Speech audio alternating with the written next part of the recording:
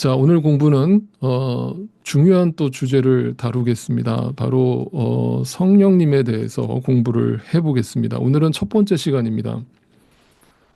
이 성령님에 대한 공부도 만만치가 않습니다. 사실 깊이 들어가면 굉장히 어렵습니다. 이해하기 어렵고 또 알아야 할 것들이 많습니다. 그래서 이거를 제가 여러 시간을 나눠서 아주 자세하게 여러분과 함께 나누려고 마음을 먹었기 때문에 여러분이 잘 주의 깊게 들어봐 주시기를 부탁드리겠습니다.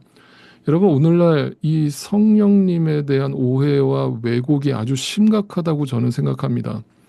특별히 이 한국 교회의 문제가 아주 심각한데요. 여러분, 제가 한국에 있을 때요, 전도사 때부터 저는 이제 부흥 강사 목사님 밑에서 컸습니다. 어릴 때부터. 그리고 저는 이제 전도사가 되어서도 부흥 강사 목사님 밑에서 신앙을 훈련받았어요.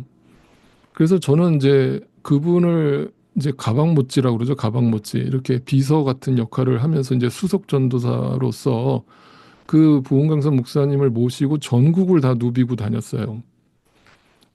그리고 제가 안 가본 기도원이 없고요, 한국에. 네. 그리고 수많은 집회에 제가 참석을 했었습니다. 근데 그때마다 제가 느낀 것은요, 신비적인 그런 어떤 신유 집회나, 또 어떤 막 방언을 강조하는 집회, 고래고래 소리를 지르는 그런 막 춤을 추고 미친 듯이 고래고래 소리 지르는 그런 아주 희한한 현상들을 한국 교회는 그것이 은혜를 받는 것이다. 그것이 성령의 세례를 받은 증거라고 주장한다는 사실이죠. 저는 그 모습이 너무나 안타깝게 여겨졌어요. 어, 여러분, 그때 제가 기독교 역사에 대해서 제가 여러분과 나눌 때 말씀드렸던 것처럼, 소위 말하는 이 신비주의적인 성령 운동은 미국에서부터 시작이 됐습니다. 이 미국의 오순절 운동이라는 것이 시작이 되면서 그때가 이제 1900년대 초반이었거든요. 네, 그때 이 미국 전체를 휩쓸었어요. 이 오순절 운동이, 펜타코스터 운동이. 그러면서 이제 이 순복음이라는 교단도 생겨난 것이고요. 그때부터 교회 안에 이제 이것이 이제 고스란히 한국으로 이제 전도가 되면서 한국에도 이제 70년대, 80년대까지 아주 뜨거운 성령 운동이 일어났습니다. 그러면서 이제 어떤 목사님들이 등장하기 시작하시냐면 이제 교회 안에서 소위 말하는 성령 세례라는 말이 이제 왜곡되기 시작을 하는 겁니다.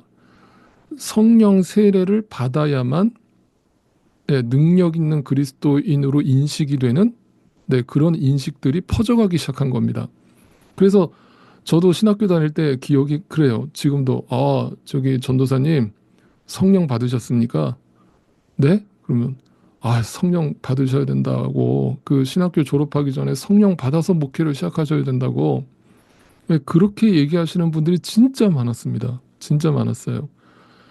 그러니까 뭐냐면 성령의 세례를 받으라 이 말은 한국 교회에서는 어떻게 인식이 되냐면 뭔가 지금은 당신이 믿고 있는 게 아니니까 성령의 세례를 받아야만 비로소 진짜 구원을 받게 되고 네, 어떤 그 체험을 해야만 하나님을 영적으로 체험해야만 하나님을 알게 된다라고 믿는 아주 신비주의적 그게 여러분 신비주의거든. 제가 요 성령 운동 성령에 대한 강의가 이제 다 끝나고 나면 그 부분에서 신비주의가 무엇인지 또 기복주의가 무엇인지에 대해서도 여러분과 나눌 생각이에요. 자, 어쨌든 그렇게 얘기하시는 분들이 많은 거예요. 심지어 어떤 교회를 가보면요. 구역 예배라고 그러죠. 이제 목장 모임이라고도 하고 구역 예배 이렇게 가면 구역 예배 때도 전도사님이나 목사님이나 구역장님이 방언을 가르쳐요. 나 따라해보라 그러면서 방언을 가르치고 방언을 하지 못하면 신자가 아니라거나 심지어 방언 못하면 교회 봉사도 할 수 없다라고 가르치는 교회들이 지금도 있습니다, 여러분. 여러분, 그분들이 그렇게 주장하는 근거는 성령을 받아야만 방언을 할 수 있고, 방언을 해야만 능력 있는 그리스도인, 구원받은 그리스도인으로 살 수 있기 때문이라고 주장을 하는 겁니다. 이 방언에 대해서도 제가 이 성령에 대해서 다루면서 아주 자세하게 다루도록 하겠습니다. 일단 결론만 말씀드린다면, 기독교 역사에서 여러분, 방언의 역사가 보고되기 시작한 게 언제부터인 줄 아세요? 네, 1900년대 초반 그 오순절 운동이 일어나면서부터 이 교회 안에 방언의 역사에 대한 강조가 일어나기 시작한 거예요. 그 전에는 없었어요. 기독교 2000년 역사 안에서 그 전까지는요, 오늘날의 이런 신비적인 방언의 역사를 강조하는 모습들이 이렇게 보편적으로 나타나지 않았습니다. 네, 이것도 여러분 제가 자세히 나중에 다뤄 드리겠습니다. 아무튼 성령에 대한 오해가 바로 이런 역사를 만들고 있다라고 저는 분명히 말씀드립니다. 아마도 제가 이렇게 말씀을 드리면 지금도 어떤 분들은 유 목사님이 이상한 소리 하시네. 유 목사님이 성령님을 체험하지 못하셔서 저런 소리를 하시는가 이렇게 생각하실 분들이 분명히 계실 거라고 저는 생각합니다. 상관없어요. 여러분 근데 제가 종종 설교 중에도 말씀드린 것처럼 여러분 저도 방언의 은사를 받았고요. 저는 부흥의 기도원이라는 기도원은 안 다녀본 데가 없었던 다 쫓아다녔던 사람입니다. 네, 그것에 대해서 제가 모를 리 없습니다. 모르고 얘기 드리는 거 아닙니다. 성경적으로 말씀드리는 겁니다. 성경적으로 그 성령의 역사가 무엇인지를 말씀드리는 겁니다. 그렇다면 오늘부터 이제 차근차근 성경이 가르쳐주는 성령님에 대해서 생각해 보도록 하겠습니다. 자, 일단 여러분이 가지고 계신 어떤 성령에 대한 잘못된 고정관념이 있으시다면 그것부터 내려놓고 들어보시기를 부탁드리겠습니다. 자, 이제부터 시작하죠. 성령님은 누구십니까? 성령의 뜻부터 이해를 하고 넘어가겠습니다. 성령님의 뜻은 이제 히브리어와 헬라어로 이렇게 해석이 됩니다. 히브리어로는 루아흐 코데시입니다. 이게 히브리어예요. 그리고 헬라어로는 네, 푸뉴마입니다. 푸뉴마. 이거는 이제 우리가 상식적으로 역시 여러분 좀 아시면 좋겠습니다. 루아흐가 성령이라는 뜻이고 헬라어로 네, 푸뉴마가 네, 성령이라는 뜻이 됩니다. 이 두 가지의 의미를 성경에서 어떻게 기록하고 있냐면 네, 호흡이라는 단어로 번역을 하고 있고 때로는 바람이라는 단어로 번역이 되고 있고 또 생기라는 단어로 번역이 되고 있습니다. 이제 제가 오늘은 이게 신앙의 기본에 대한 얘기만 하는 거기 때문에 여기서 더 깊이 안 들어가려고 그래요. 지금 아주 기본적인 것만 말씀드립니다. 그런데 이 얘기를 드리면 반드시 어떤 분들은 좀 성경을 아시는 분들은 목사님 성경에는 루하흐가 있고 네피시라고 하는 단어가 등장하는데 이거 어떻게 다릅니까?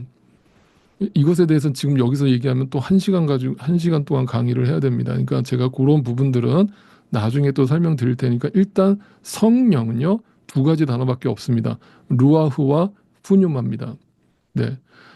결론만 말씀드리면 네피시는요 영이 아닙니다. 네피시는 영이 아니고 혼이라고 번역되기도 하죠. 근데 그 혼이라는 게 어떤 3분서를 주장하시는 분들, 2분서를 주장하시는 분들, 어떤 이런 신학적인 거를 주장하시는 분들처럼 뭔가 이렇게 구분된 이분법적인 구분된 얘기를 하는 게 아니라 이 육체와 결합된 네, 그 생명체, 리빙 라이프입니다. 그러니까 살아있는 생명체를 네피시라고 얘기합니다. 거기에 루아흐라는 하나님의 생기가 들어가서 네, 영적인 존재가 됐다라고 말을 하는 겁니다. 그걸 사람 창조라고 하는 거예요. 근데 인간이 죄를 짓고 선악과를 먹고 반드시 죽는다고 그랬잖아요. 그 반드시 죽는다가 뭐가 죽었다는 거예요. 네, 루아흐가 떠났다는 거예요. 네, 하나님의 영이 생기가 떠났다는 것이 그게 죄입니다. 그래서 여러분이 죄인이라고 우리가 성경에서 말하는 것은 다른 게 아니에요. 여러분이 무슨 엄청난 윤리도덕적인 죄를 졌다는 게 아니에요. 하나님의 영이 떠났다는 거예요. 영이 없다는 거예요. 그러니까 여러분은 죽은 존재예요. 그 자체로는. 여러분의 육신은 살아있지만 여러분이 하나님을 만나지 못하면요. 그 자체로 죽어 있는 존재예요. 그러니까 우리가 대표 기도하실 때 주여 지금 죽어가는 저 영혼들을 불쌍히 여기시고 죽어가는이 아니에요, 여러분. 죽어가는 게 아니라 이미 죽은 거예요. 영이 없다니까요, 그 사람 속에. 하나님이 없어요. 하나님과 분리됐어요. 그냥 내 생각 나밖에 없는 거예요. 나라는 자아밖에 없다고요. 네. 그게 불신이에요. 불신 상태예요. 아시겠습니까? 그래서 내 지정의를 의지해서 사는 거예요. 네. 하나님 말씀을 의지하지 않고 지정의를 의지해서 산다고요. 이 땅에 육신의 욕망을 부리면서 산다고요. 네, 이 땅에 눈에 보이는 것만을 바라보면서 산다고요. 그게 루하흐 푸뉴마가 떠난 상태예요. 아시겠어요? 그걸 죄라고 말하는 거예요. 자, 그래서 이 루아흐 푸뉴마라고 하는 이 히브리어 헬라어 단어가 성령이라는 뜻인데 이 말은 즉 하나님의 영, 네, 진리의 영, 즉 하나님 자신을 나타낼 때 이 단어를 씁니다. 그래서 성경에는 하나님의 영, 진리의 영, 주님의 영, 다 성령을 뜻하는 거예요.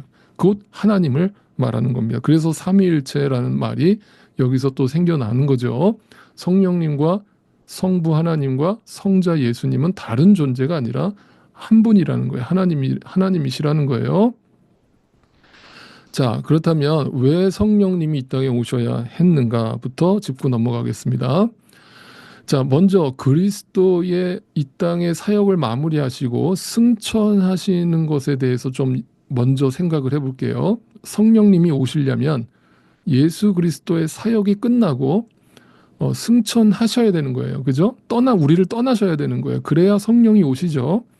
자, 그래서 예수님의 사역을 보면 예수님의 사역은 예수님이 이제 부활하셔서 이제 어떤 사역을 하시느냐, 어떤 사역을 하시느냐, 만물을 통치하십니다. 이제는 육신을 입고 있는 유한한 그 팔레스타인 지역 유대 땅에서만 제자들을 데리고 다니면서 하나님 말씀을 선포하는 그런 존재가 아니시라 이제 예수 그리스도는 부활 승천하셔서 하나님 보좌 우편에 앉으셔서 온 우주 만물을 하나님과 함께 다스리시죠. 만물을 통치하시는 거예요. 자, 에베소서 1장 20절 21절을 읽습니다. 하나님께서는 이 능력을 그리스도 안에 발휘하셨어요. 그분을 죽은 사람들 가운데서 살리시고 하늘에서 자기의 오른편에 앉히셔서 오른편은 뭐예요? 왜 오른쪽이 항상 등장하죠? 성경에? 예, 하나님 사이드를 말하는 거예요. 왼쪽은 이 세상 사이드, 사탄의 사이드를 말하는 거예요. 그래서 오른손이 하는 것을 왼손이 모르게 하라는 것은 그냥 단순히 남몰래 뭔가 도와주라는 얘기가 아니라 하나님이 하시는 일, 오른손이 하는 일을 그 왼손들, 하나님을 모르는 자들은 모르게 하라. 그들은 이해할 수 없을 거다 이 뜻이거든요. 무슨 말인지 아시겠죠? 오른쪽 사이드, 하나님 사이드를 말합니다. 모든 정권과 권세와 능력과 주권 위에 그리고 이 세상뿐만 아니라 오는 세상에서 일컬을 모든 이름 위에 뛰어나게 하셨어요. 예수 그리스도를 모든 만물의 통치자로 삼으셨어요. 그 다음에 또 무슨 일을 하십니까? 그분이 승천하셔야 될 이유는 뭐예요? 우리를 위하여 처소를 예비하러 가시는 거예요. 자, 요한복음 14장 2절입니다. 내 아버지의 집에는 있을 곳이 많다. 그렇지 않으면 내가 너희가 있을 곳을 마련하러 간다고 너희에게 말했겠느냐? 나는 너희가 있을 곳을 마련하러 간다. 예수님은 승천하셔야 될 이유가 분명하죠. 내가 먼저 가서 너희가 있을 곳을 준비하러 간다. 하나님 나라를 준비하러 간다. 그곳에 너희가 있을 처소를 준비하러 간다. 한마디로 이 예비하신다라는 것은 우리를 거기로 이끄시겠다. 내가 먼저 간다 이 뜻이잖아요. 그래서 예수님의 사역은 중요하죠. 승천하신 이후에도 예수님은 사역을 하고 계시는 거죠. 세 번째, 성령님을 이제 보내시겠다라고 약속하셨습니다. 그래서 성령님이 우리를 도우십니다. 요한복음 16장 7절에 내가 너희를 떠나는 것이 유익하다. 그래야만 예수님은 그 유대 땅에만 제한되게 존재하실 수 있었지만 성령 하나님이 우리에게 오시면 땅끝까지 어느 곳에 있든지 무소부재하신 하나님의 역사로서 여러분이 교회에 계시든 가정에 계시든 운전을 하시든 어디 나 몰래 혼자 있든 어디에나 다 성령 하나님은 나와 함께 계신다. 그래서 그분이 우리에게 오시는 것이 유익하다. 그래서 성령님을 보내주시겠다고 했죠. 네, 마지막 네 번째는 주님께서는 우리를 위해서 지금도 중보하고 계신다. 예수님이 승천하셔서 하나님 보좌 우편에 앉으셔서 우리를 위해서 중보하신다. 성령님도 우리의 연약함을 아시고 중보하신다. 자, 로마서 8장 34절입니다. 누가 감히 그들을 정죄하겠습니까? 그리스도 예수는 죽으셨지만 오히려 살아나셔서 하나님의 오른쪽에 계시며 우리를 위하여 대신 간구하여 주십니다. 여러분 믿으십니까? 여러분 정말 어, 누군가 널 위하여 기도하네라는 그 찬양이 있잖아요. 그 찬양 그 누군가가 단지 성도가 어떤 내가 아는 집사님이, 내가 아는 권사님이, 내가 아는 목사님이 나를 위해서 중보해 주신다 이걸로 부르지 마시고요. 그 찬양의 진정한 의미는요. 예수 그리스도가 성령 하나님이 나를 위하여 중보하신다. 네, 나를 위하여 간구하신다. 라는 찬양의 고백인 거예요. 자, 이게 지금도 예수님이 우리를 위해서 일하고 계시는 사역이세요. 네. 이 그리스도의 승천과 사역이 지금도 현재 진행형인 거예요. 성령님과 함께. 잘 정리합니다. 예수님의 사역은 네 가지로 정리됩니다. 승천하시고 나서 만물의 통치자로 서셨고 우리의 처소를 예비하러 가셨고 우리를 그곳으로 인도하고 계시고 성령님을 보내셔서 우리를 돕고 계시고 우리를 중보하고 계시는 거예요. 네, 이것이 성령 하나님과 예수 그리스도의 사역이 맞물려지는 거죠.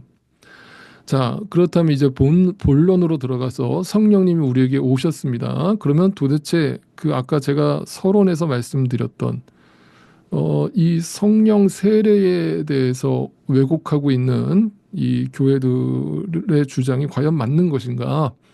한번 살펴보기를 원합니다. 성령 세례, 침례의 의미를 한번 생각해 보겠습니다. 자, 우선 사도행전 1장 5절을 가보십시오. 요한은 물로 세례를 주었으나 너희는 여러 날이 되지 않아서 성령으로 세례를 받을 것이다. 성령 세례를 강조하시는 장면이죠. 근데 그 성령 세례가 뭐와 비교되고 있어요? 요한의 세례, 물 세례와 비교되고 있죠. 성령 세례와 물 세례의 차이는 뭐예요? 물 세례는 이제 뒤에 가서 또 얘기하겠습니다만 이 성령의 세례를 받는데 이 성령의 세례라는 것은 앞에 요한은 물로 세례를 받은 거 그걸 뭐라고 얘기하냐면 세례라는 게 뭐예요, 여러분? 세례라는 게 뭐예요? 세례라는 것은 죽어야 할 우리 죄인이 그리스도와 연합하여서 죽고, 그죠? 그리스도와 연합하여 다시 사는 것을 의미하죠. 그게 세례의 의미죠. 그죠? 죽고 다시 사는 거예요. 근데 성령으로 세례를 받았다는 건 결국 뭐예요? 내가 그리스도와 함께 연합하게 되었다라는 것을 말하죠. 이해가 되셨습니까? 그러니까 이것은 신비적인 어떤 막 오두방정을 떠는 그런 역사가 아니라 성령의 세례라는 것은요, 구원의 역사를 말하는 거예요. 내가 죽고 그리스도와 함께 다시 사는 것을 성령 세례라고 하는 겁니다. 아시겠어요? 자, 골로새서로 가봅니다. 좀 더 자세히 풀어드릴게요. 여러분은 세례로 그리스도와 함께 묻혔고 죽었다 이 말이죠. 내 옛 자아가 죽었단 말이에요. 또한 그분을 죽은 사람들 가운데서 살리신 하나님의 능력을 믿는 믿음으로 은혜로 그리스도 안에서 그리스도와 함께 살아났습니다. 자, 여기서 중요한 단어가 있어요. 뭘까요? 함께라는 단어가 반복되죠. 함께. 그러니까 내가 한 게 아니에요, 여러분.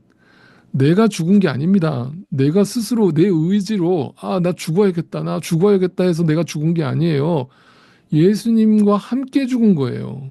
그분이 십자가에서 내 죄를 짊어지고 죽어주셨기 때문에 그것이 믿어졌기 때문에 내가 그리스도와 함께 죽은 거예요. 나는 없는 거예요. 이게 뭐예요? 그리스도와의 연합을 의미하죠. 연합. 이 연합이라는 단어가 성경에선 너무너무 중요하죠. 연합이라는 단어가. 네. 그냥 우리는 그리스도와 함께 연합했다. 하나가 되었다는 거예요. 원래는 분리되었던 우리가 하나가 되게 하신 분이 누구라는 거예요? 성령 하나님. 그게 성령 세례예요. 그게 구원받은 거예요. 자, 사도행전 13장 24절 보세요. 그가 오시기 전에 요한이 먼저 회개의 세례를 모든 이스라엘 백성들 우리에게 선포하였다. 회개의 세례를 먼저 하라는 거예요. 먼저. 예, 먼저라는 게 뭐예요? 내가 먼저 죽어야 된다는 거예요. 세례의 의미가 뭐라고요? 내가 옛 자아가 죽는 것이 세례라고요. 그래서 회개의 세례란 누군가 자신을 건져주지 않으면 살 수 없는 나는 죄인입니다. 나는 죄인 중에 괴수입니다.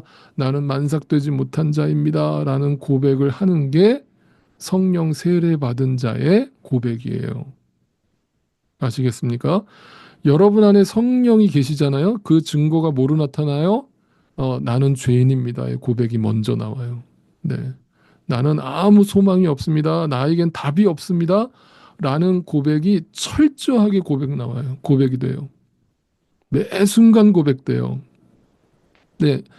그래서 여러분 우리의 인생 속에 하나님이 고난을 주시는 이유가 다른 게 아니에요. 그 고난을 통해서 나에게 답이 없다라는 것을 알아가게 하시는 거예요. 그래서 우리는 이 고백이 절실하게 나와요. 그럴 때 내 안에 성령이 계시다는 증거로 나타나는 거예요. 그러면 성령이 안 계시는 사람들은 끝까지 나는 죄인이 아니죠. 여전히 내가 할 수 있죠. 긍정의 힘으로 내가 극복할 수 있고 내 지식과 내 지혜로 이 세상을 잘 먹고 잘 살 수 있어요. 네.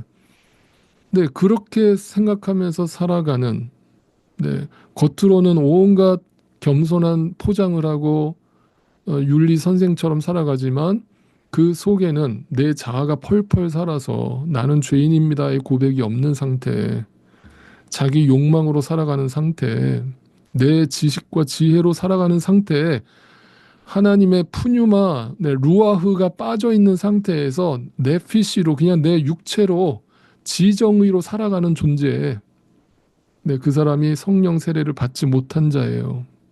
네, 성경을 읽을 때, 말씀을 들을 때, 아이고 내가 저 얘기는 내 얘기네. 하나님이 나 죽으라고 저 얘기하시네. 이렇게 받아먹는 사람이 성령님이 역사하시는 사람이에요. 근데 성령이 역사 안 하는 사람은 말씀을 읽으면서 말씀을 들으면서도 누군가를 떠올려요. 아, 이 얘기를 저 사람이 들어야 되는데. 아, 이 말씀을 저 사람 들어야 되는데. 그건 성령의 역사가 아니에요. 성령이 역사하면요. 나를 보게 하십니다. 내가 얼마나 죄인인가를 보게 하십니다. 네, 그리스도와 함께 죽는 겁니다. 자, 그 다음에 계속 보죠. 로마서 6장 3절입니다. 세례를 받아 그리스도 예수와 하나가 된, 연합된 우리는 모두 세례를 받을 때에 그와 함께 죽었다는 것을 여러분은 알지 못합니까? 알지 못합니까? 여러분 성령 세례가 그냥 무슨 막 감정적으로 충만해지고 뜨거워지는 게 아니라 성령 세례를 받으면 그리스도와 내가 죽었다는 걸 알게 된다니까요. 네. 그리고 그분과 하나가 되었기 때문에 그분이 부활하신 것처럼 내 영도 부활했기 때문에 그분을 의지해서 그 은혜를 붙들고 살아가는 것에 불과한 것이지, 네, 내가 사는 게 아닌 거예요. 자, 그러므로 4절 보세요. 그러므로 우리는 세례를 통하여 그의 죽으심과 연합함으로써 또 나오죠. 예, 연합함으로써 죽으심과 연합했어요. 여러분 그리스도와 함께 죽었어요. 그와 함께 묻혔던 것입니다. 나는 죄인입니다. 그게 성령이 내 안에 들어오신 역사예요. 그것은 그리스도께서 아버지의 영광으로 말미암아 죽은 사람들 가운데서 다시 살아나신 것과 같이 우리 또한 새 생명 안에서 살아가기 위함입니다. 그리스도와 함께 죽고 그리스도와 함께 다시 사는 것, 하나가 되는 것, 연합하는 것, 네, 그게 성령 세례예요. 그게 우리 안에 우리도 또한 그리스도 때문에 사는 거예요. 내 의지와 내 노력으로 사는 게 아니라 그분 때문에 우리는 죽으나서나 포도나무에 붙어 있어야 되는 거예요. 연합해야 되는 거예요. 그 말씀 안에 거해야 하는 거예요. 내가 노력하는 게 아니라 그분이 거하게 하시는 거예요. 성령님이. 네, 네. 그래서 내 안에 나도 모르게 열매를 맺게 하시는 거예요. 내 안에 막 말씀이 막 끊임없이 막 들어오는 거예요. 주체할 수 없도록 그 말씀이 나를 사로잡는 거예요. 왜? 그분이 내 안에서 역사하시기 때문에 그래요. 네. 이것이 성령 세례라는 것을 말합니다. 성령 세례는 내가 죽는 것입니다. 그리스도와 함께 다시 사는 것입니다. 네, 그게 성령 세례의 의미입니다. 자, 고린도전서를 또 가봅니다. 12장 3절을 보세요. 그러므로 나는 여러분에게 알려드립니다. 하나님의 영으로 뭐예요? 네, 이게 푸뉴마입니다. 하나님의 영, 하나님의 영, 네, 성령님이죠. 그 성령이 아니고서는 네, 아무도 예수는 저주를 받아라고 말할 수 없고 영으로 말하는 사람은요, 그죠? 영으로 말하는 사람은 아무도 예수는 저주받아라, 예수를 부인할 수 없다 이 말이에요. 근데 성령을 힘입지 않고서는 뭐예요? 성령을 힘입지 않고서는 아무도 예수는 주님이시다. 자, 예수가 주님이라고 고백한다는 건 뭐예요? 예수를 그리스도라고 구세주라고 고백하는 거잖아요. 나의 구세주. 그러려면 뭐가 돼야 돼요? 그분이 내 삶의 주인이 된다는 거는 내가 죽었다는 거잖아요. 그죠? 완전히 죽었다는 거예요. 나는 이제는 죽으나 사나 주님의 말씀을 쫓아가겠다는 뜻이잖아요. 그게 성령 세례 받은 자의 열매라고 얘기하는 겁니다. 증거라고 얘기하는 거예요. 그게 성령이 하시는 일이라는 거예요. 분명히 말씀드리죠. 그러니까 여러분 안에 나는 죄인입니다. 예수가 내 삶의 주인입니다라는 고백이 그냥 나오는 게 아니에요. 지식으로 나오는 게 아닙니다. 배워서 나오는 게 아니에요. 여러분 이게 그냥 입술로만 고백한다고 또 오해하지 마세요. 예수를 주님이라고 고백했다면, 내가 죽었다라고 고백을 했다면 그 사람이 어떤 삶을 살까요? 이제부터 그걸 생각해 보세요. 그게 열매로서 내 삶에 어떤 변화를 일으킬까요? 예수님이 주인이라면서요. 근데 왜 여전히 돈이 주인인 것처럼 사세요? 왜 여전히 건강이 주인인 것처럼 사세요? 여전히 왜 이 땅에 눈에 보이는 것들이 주인인 것처럼 거기에 붙들려서 사세요? 말씀에 붙들리셔야죠. 예수님을 나의 구주로 고백하는 자의 심령 속에는요, 성령이 이미 와 계신 거예요. 그게 증거예요. 그 성령이 계시지 않고서는요, 예수를 삶 속에서 또 입술로 주님이시라고 고백할 수 없어요. 없습니다. 절대 없습니다. 불가능합니다. 자, 계속 봅니다. 사도행전 2장 38절이에요. 베드로가 대답하였다. 회개하십시오. 자, 회개하십시오가 먼저입니다. 회개가 먼저예요. 나는 죄인입니다가 먼저예요. 나는 철저하게 죄인입니다. 나는 답이 없습니다. 나는 소망이 없습니다. 나는 아무것도 아닙니다. 이게 먼저예요. 그리고 여러분 각 사람은 예수 그리스도의 이름으로 세례를 받는 거예요. 그분과 연합하는 거예요. 다시 사는 겁니다. 죄 용서를 받는 겁니다. 내가 죽는 거예요. 그리하면 성령을 선물로 받는 것입니다. 이게 동시에 이루어지는 거예요. 아시겠어요? 그러니까 내가 성령을 받았다는 거, 예수님을 구세주로 영접할 때 성령 세례를 받았다라는 거예요. 그게 동시에 이루어진다는 거예요. 그러니까 막 무슨 통성으로 부르짖어서 성령 세례를 받게 해달라고 막 고래고래 소리 지른다고 해서 성령 세례 받는 게 아니고요. 예수 그리스도를 전인격적으로 만나는 사람, 말씀을 통해서 그것이 믿어지는 사람, 그 예수 그리스도가 십자가에서 나의 모든 죄를 짊어지시고 죽으셨다라는 사실이 믿어지는 사람이 그 안에 성령 하나님이 선물로 주어진 거예요. 그게 성령 세례예요. 자, 또 봅니다. 고린도전서 12장 3절입니다. 우리는 유대 사람이든지 그리스 사람이든지 종이든지 자유인이든지, 이 무슨 말이에요? 누구든지 말이죠. 누구든지, 이 사람이 돈이 많든지 가난하든지 많이 배웠든지 못 배웠든지 신분이 어떠하든지 어떤 사람이든지 모두가 뭐예요? 한 성령 안에서, 한 성령 안에서 세례를 받았어요. 한 성령 안에서 세례를 받았어요. 그리스도와 연합했어요. 그죠? 그래서 한 몸이 되었대요. 이게 뭐예요? 성도예요. 성도. 이게 교회예요. 교회. 교회. 그러니까 정말 이것을 믿는 신자 한 사람 한 사람이 교회라는 사실을 믿는다면, 이게 다 모두 한 성령을 가지고 있다라고 믿는다면 우리가 다 형제고 자매인 거죠. 가족인 거죠. 그래서 제가 의식적으로 기도할 때마다 우리 성도님들을 뭐라고 불러요? 믿음의 식구들이라고 부르잖아요. 가족이라고 부르잖아요. 그죠? 가족이에요. 왜? 한 성령을 받았기 때문이죠.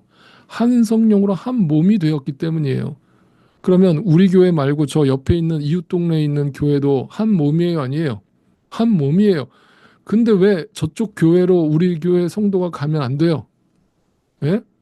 왜 그쪽에 있는 성도가 우리 교회로 오면 안 돼요? 네. 오늘날 어떤 교회는 개척할 때, 그 주변에 이미 있는 그 교회 100m, 500m인가 네, 그 바깥에다가 개척하라고. 성도 뺏어간다고. 아니, 그게 말입니까? 뭡니까? 성도를 뺏어가다니요. 무슨 장사하십니까? 한 성령을 받았다면서요. 한 몸이라면서요. 한 교회라면서요. 단지 지역이 다르고 모임이 다를 뿐이지. 다 그리스도 안에서 형제고 자매고 가족 아닙니까? 근데 어떻게 니네 교회, 우리 교회가 존재합니까? 이건 뭔가 지금 교회가 잘못돼도 너무 잘못돼 가고 있는 거예요. 여러분, 성경이 잘못된 게 아닙니다. 예수 그리스도를 구세주로 영접한 자들의 보편적인 축복이 성령 세례예요. 모두가 어떤 특별하게 막 부르짖어서 기도하는 사람들만 이 성령을 받는 게 아니고요. 예수 그리스도를 영접한 누구든지 보편적으로 이 축복과 은혜를 누리는 거예요. 그 안에 성령님이 계시는 겁니다. 저기 기도원 가서 3시간, 4시간 부르짖어야만 성령 받는 게 아니라고요. 말씀을 펴시고 말씀을 읽으시라고요. 네. 자, 계속 봅니다. 로마서 7장 22절입니다. 나는 속사람으로, 자, 이제 여기서 우리가 중요한 얘기를 해요. 자, 이렇게 성령을 받은 우리 안에 그리스도와 연합을 했는데, 어, 우리의 실체가 뭐냐면 이거예요. 나는 속사람이 뭐예요? 내 영이에요. 내 영. 내 영은 살았어요, 지금. 내 영은 구원을 받았단 말이에요. 그래서 내 속사람은 하나님의 법을 즐거워해요. 아, 내가 이제 이 말씀을 쫓아서 살아야겠다. 아, 할렐루야. 하나님 감사합니다. 이게 나예요. 내 안에 내 영이에요. 그런데 내 지체가 뭐예요? 내 지체. 내 육신이죠. 내 육신. 내 육신에는 뭐가 있어요? 다른 법이 있어요. 뭐예요? 여전히 지정의. 네, 지정의를 주장하고 내 지식과 내 머리를 의지하는 내가 존재해요. 그 다른 법이 있어서 내 마음의 법과 맞서서 싸워요. 전쟁이 일어나요. 여러분, 영적 전쟁은 외부에서 일어나는 게 아니에요. 다 내부에서 일어납니다. 내 안에서 일어나요. 여러분 안에서 오늘도 영적 전쟁이 일어납니다. 하나님의 말씀을 즐거워하는 내 영과 살아난 내 영과 푸뉴마인 내 영과 여전히 이 육신의 삶을 즐거워하는 나라는 우상이 싸워요. 내 지체에 있는 죄의 법에 나를 포로로 만드는 것을 봐요. 포로로 만듭니다. 내 육체가 더 강해요. 더 강하게 나타나요. 이것을 볼 때마다 무슨 생각이 드세요?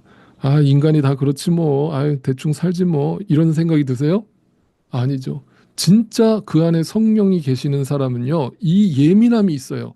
내 안에서 지금 하나님의 속사람과 내 육신이 어떻게 싸우는지가 보여요. 영적으로 예민한 사람은요, 이게 보인다고요.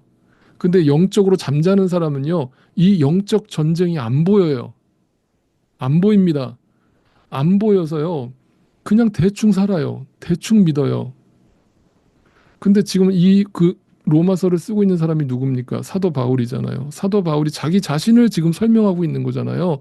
자기 자신을 예민하게 주님의 영으로 들여다보니까, 아, 내 안에 이 영적 전쟁이 날마다 지속되고 있는데 그 죄의 법이 나를 포로로 만드는 것을 더 많이 보는 거예요. 그 영적 예민함이 있는 거예요. 그러니까 자기 자신을 뭐라고 고백해요? 즉시로 이렇게 고백하죠. 아, 나는 비참한 사람입니다. 예수님을 만났는데, 성령 세례를 받았는데, 하나님의 법을 즐거워하는 내 영은 있지만, 여전히 이 지체에 사로잡혀서 살아가는 나를 보는 거예요. 여러분, 이게 우리라는 거예요. 그러니까, 아, 저 사람 참 믿음 좋다. 저 사람 어떻게 저렇게 믿음이 좋냐. 이런 시선을 보지 마시라는 거예요. 모든 인간은요, 다 이 사도 바울 같은 고백을 하는 거예요. 우리는 다 비참한 사람이에요. 다 소망이 없어요. 잘 보세요. 이 얘기가 무슨 얘기를 하는지 이제 잘 보세요. 누가 이 죽음의 몸에서 나를 건져 주실 것입니까? 이 건져 주신다는 것은 이미 구원받았잖아요. 근데 완전히 여기서 나를 끄집어내 주실 거냐고 묻는 거잖아요. 네. 그러니까 여기서 이런 질문이 생기는 거예요. 강력한 질문이 생기는 거예요. 아니, 성령 세례를 받았다면서, 거듭났다면서, 믿었다면서, 어떻게 여전히 죄의 포로로 살아갈 수 있어? 네. 이런 질문이 생기는 거예요. 그죠? 그런데 잘 보세요. 그 다음 구절이 뭐예요? 로마서 8장으로 넘어가요. 8장으로 넘어가자마자 이렇게 시작됩니다. 아, 마지막 구절입니다. 7장 25절 마지막 구절이에요. 7장의 맨 마지막 구절이 이렇게 시작됩니다. 우리 주 그리스도를 통하여 나를 건져 주신 하나님께 뭐 한다고요? 감사해요. 감사해요. 그러니 나 자신은 마음으로는 하나님의 법을 섬기고 육신으로는 죄의 법을 섬기고 있어요. 여전히 성령 세례를 받았는데 예수님을 믿었는데 여전히 나는 육신으로는 죄의 법을 섬기고 있어요. 무슨 말인지 아세요? 근데 내 마음에 계신 성령 하나님께서 예수 그리스도를 통하여 거기서 나를 건져 주셔서 하나님의 법을 섬기게 하시는 것에 대해서 감사한다는 거예요. 자, 여러분 잘 보십시오. 자, 아까 이 7장 25절과 앞에서 했던 그 내용이 비슷한 내용이라는 걸 보시게 될 거예요. 7장 22절, 23절과 비교를 해서 한번 읽어보세요. 자, 22절, 23절도 뭐예요? 똑같은 얘기를 했죠. 내 지체 안에 다른 법이 있어서 내 마음의 법과 맞서서 싸웁니다. 나는 날마다 그 죄의 법의 포로로 삽니다. 근데 아까 25절도 감사한다고 해놓고 그 뒤에 뭐라 그래요? 마음으로는 하나님의 법을 섬기고 육신으로는 죄의 법을 섬기고 있대요. 앞뒤가 똑같은 얘기죠. 근데 분명히 25절에서는 예수 그리스도 때문에 내가 감사한다는 얘기를 하잖아요. 자, 이게 무슨 얘기인지 보세요. 22절, 23절은요. 뭐예요? 탄식이잖아요. 탄식. 뭐예요? 나를 보면 탄식밖에 안 나와요. 아시겠어요? 나를 보면 탄식이에요. 그런데 뭐예요? 예수 그리스도를 봤더니 뭐가 나와요? 감사가 나와요. 감사가 나와요. 여러분, 이게 변화예요. 이게 성령의 다스림을 받는 자의 삶이에요. 그러니까 성령을 받았다라는 게 나라는 내 지체가 달라지는 게 아니에요. 사람이 변하는 게 아닙니다. 나는 똑같아요. 10년 전이나 20년 전이나. 여전히 죄인이에요. 여전히 죄의 법을 따르는 그런 육체예요. 그런데 내 안에 성령님이 오셨다니까요. 그 예수 그리스도가 믿어지셨다니까요. 그러니까 그 성령님으로 인하여 예수 그리스도를 통하여 하나님께 감사하는 마음이 나와요. 나를 보면 탄식인데 주님을 보면 감사가 나와요. 이 감사를 주시는 분이 성령 하나님이에요. 네. 주 예수 그리스도를 통하여 감사가 나오는 거예요. 예수 그리스도 때문에. 그러니까 여러분 오늘도 말씀을 보시면서 기도하시면서 누구를 바라봐야 되는 거예요. 예수 그리스도를, 그 은혜를 바라보는 거예요. 내 안에 성령 하나님께서 그 예수를 바라보게 하시는 거예요. 그 예수 그리스도만 붙들고 가는 겁니다. 그럴 때 우리는 오라 나는 비참한 사람이로다 해서 빠져나올 수 있는 겁니다. 이게 믿음이에요. 자, 계속 봅니다. 8장 1절이에요. 그러면서 이제 8장 1절로 넘어갑니다. 음, 뭐라고 나와요? 유명한 구절이죠. 그러므로 중요한 단어는 그러므로 그리스도 예수 안에 있는 사람들은 정죄를 받지 않습니다. 자, 예수를 바라보는 사람들은 이 말이에요. 예수를 바라보는 사람들은 정죄를 받지 않아요. 나를 바라보면 정죄를 받아요. 그것은 그리스도 예수 안에서 생명을 누리게 하는 성령의 법이, 그러므로 성령의 법이, 네, 성령께서 예수 그리스도를 바라보게 하심으로 내가 정죄를 받지 않는다. 거기서 해방되었다. 네, 내 육체는 여전히 죄인이지만 그거를 우리는 믿음으로 바라보면서 나아가는 것입니다. 자, 요한복음 3장 5절에 보면 예수님이 그 성령님에 대해서 이렇게 설명을 하죠. 그 성령의 역사는 마치 바람과 같다. 아까 제가 성령이 바람이라고도 해석된다고 그랬죠? 네, 바람과 같다. 바람의 특징이 뭐예요, 여러분? 바람이 불면요, 소리는 들려요. 그죠? 바람이 불면 소리는 들립니다. 근데 그 바람이 어디서부터 불어오는지 우리가 알아야 몰라요. 몰라요. 그 소리는 들리지만 도대체 이 바람이 어디서부터 불어오는지 알 수가 없어요. 근데 성령의 역사도 이와 같다는 거예요. 내 안에 성령님이 들어오시면 이 성령님이 도대체 어디서 오셨는지 언제 오셨는지 나는 알 길이 없어요. 내가 막 부르짖어서 노력해서 오신 게 아니라 언제 어느새 나한테 들어오셔서 나한테 이 믿음을 주시고 예수 그리스도를 믿어지게 하시고 오늘도 탄식 가운데 있는 나에게 탄식에 머물게 하지 않으시고 예수 그리스도를 바라보게 하심으로 어떤 상황에도 감사와 찬양을 하게 하신 분이 성령 하나님이 마치 바람처럼 내 안에 들어오셨다 이 말이에요. 여러분, 바람이라는 걸 잘 생각해 보세요. 소리는 나지만 눈에 안 보이죠. 근데 바람이 눈에 보이는 때가 있죠. 언제 보입니까? 바람이 눈에 보이는 때가 언제예요? 여러분, 제가 이거 찍었던 거 제가 예전에 한번 보여드렸는데 이거 저희 집 뒤에 있는 나무거든요. 그럼 바람이 불면 바람은 눈에 안 보이죠. 근데 바람이 불면 어떤 현상이 벌어집니까? 나뭇가지가 흔들려요. 그래서 바람이 불고 있다라는 거를 나뭇가지가 흔들림으로 증명하죠. 그죠? 여러분, 이게 성령님이라는 거예요. 성령님은 눈에 안 보입니다. 어디서 오시는지 알 길이 없습니다. 그런데 성령님이 오시면요. 성령으로 태어난 사람이 이와 같아요. 내가 변화가 일어납니다.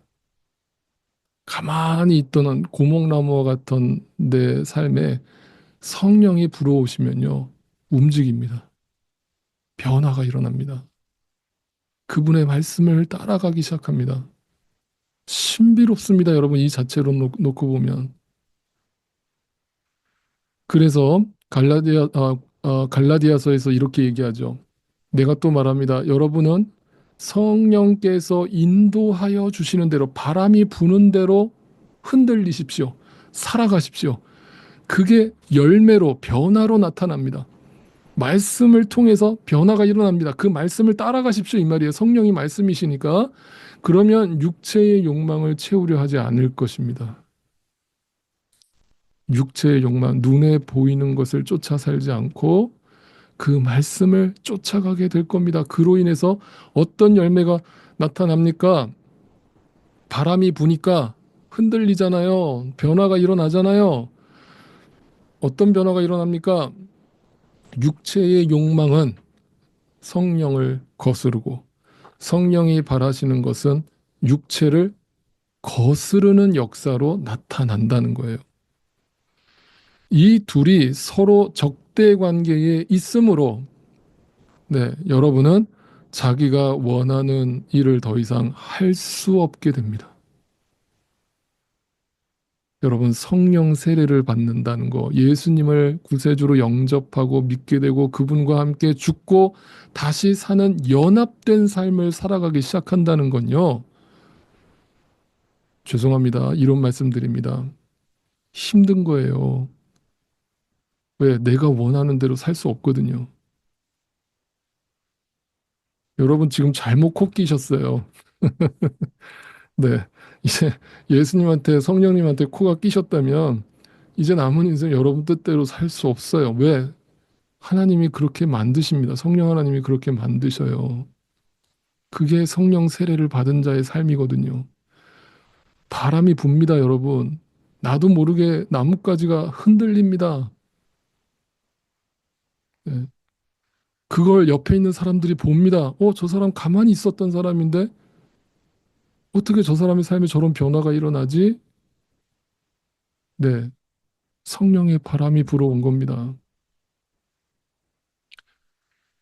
오늘 첫 번째 시간이니까 이 정도로만 하겠습니다. 더 어려운 얘기는 앞으로 이제 차차 가면서 하나씩 더 구체적으로 나누도록 하겠습니다. 기도하겠습니다. 주님, 오늘도 하나님 말씀을 깊이 묵상할 수 있는, 알아갈 수 있는 시간 주심을 감사합니다. 주님, 오늘날 이 성령님에 대한 오해가 참 많습니다. 그 성령님을 미신적으로 또 신비적인 역사로만 이해하는 성도들과 교회들이 여전히 많이 있습니다. 그러나 성령님은 하나님의 영으로서 인격적인 분이시며 오늘도 우리에게 말씀을 통해서 자신을 계시하시는 분이신 줄 믿습니다. 우리가 주님을 인격적으로 만나서 구세주로 영접하는 순간 성령님은 우리 안에 내주하셔서 우리와 함께 영원히 계심을 믿습니다. 그것은 전적인 은혜이며 하나님의 선물이며 하나님의 놀라운 섭리의 결과임을 또한 믿습니다. 예수를 믿고 달라진 것이 있다면 전에는 내 지정의를 의지해서 내 의지와 판단과 생각으로 어, 내가 더 깨끗해져 보려고 애쓰며 살았다면 또 그러다 실패하며 자괴감을 느끼면서 탄식하면서 괴로워했다면 이제는 더 이상 나 자신을 바라보는 것이 아니라 나를 위해 이 땅에 오셔서 십자가에 죽으신 예수 그리스도를 바라봄으로 내 안에 결코 정죄함이 없이 이 죄에서 완전히 해방되었음을 또한 분명히 믿습니다.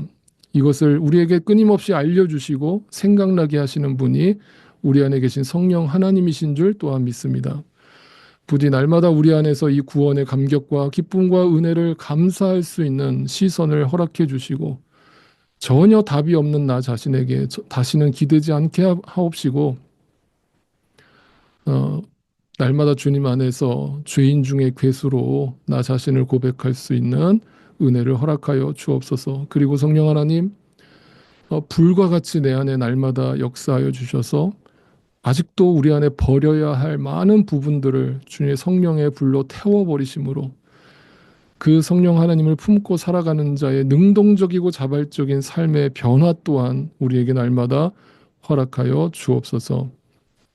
남은 한 주간도 성령님과 날마다 동행하며 주님과 더 깊은 교제를 누리기를 소망하옵고 오늘도 살아계신 우리 구주 예수 그리스도의 존귀하신 이름으로 간절히 기도드립니다. 아멘.